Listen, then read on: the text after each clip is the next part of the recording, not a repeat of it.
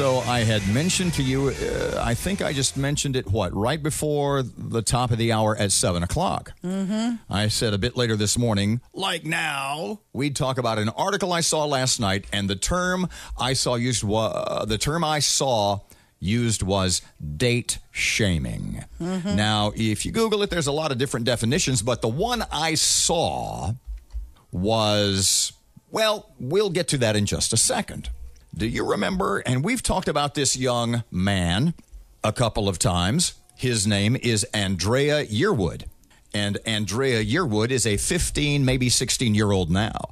A 15-year-old Connecticut, I think, high school sophomore who identifies as a girl. And as a result, because that's what the school board has voted in their community, that's how they want to do it. Mm-hmm. That you are allowed to participate in sports competing with the gender with which you identify. So, Andrea Yearwood, a 15-year-old boy who is anatomically a boy, not undergoing hormonal treatments of any kind, but identifies as a girl. Identifies as a girl, is allowed to compete as a girl. But has the strength and agility of a boy, right? But Andrea identifies as a girl. And as you know, in 21st century America, we eschew, we disregard facts, we disregard biology, and it comes down to how you identify. The perfect example of that, and I'll use it again, is Rachel Dolezal, the white woman in Spokane, Washington, who was NAACP president, living her life as a black woman. When found out, she said, but I identify as black. If you Google Rachel Dolezal now, you know what it comes up? What? Trans black activist. Rachel Dolezal. In 21st century America, you are what you say you are. How you identify, facts be damned. Chromosomes, biology, fill in the blank, facts be damned. Mm-hmm. So, what does this have to do with this thing called date shaming?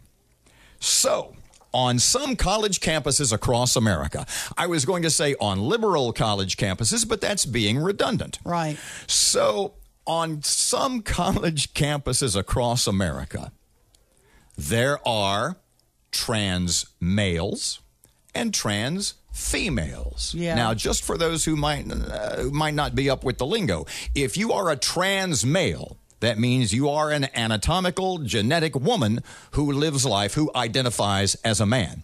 If you are trans female, that means you are a genetic, a biological male who lives life as a woman. Okay. So, on college campuses, a lot of trans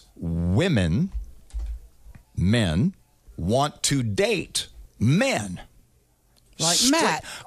You know what? Let's do it this way. Yeah. So let's say that our own Matt Parker is a college student at University of Texas. Texas. Okay.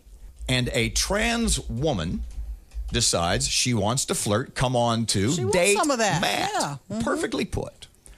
Matt, not being gay, Matt not thinking he wants to date a man, says, I don't think so. Not interested. You're a guy.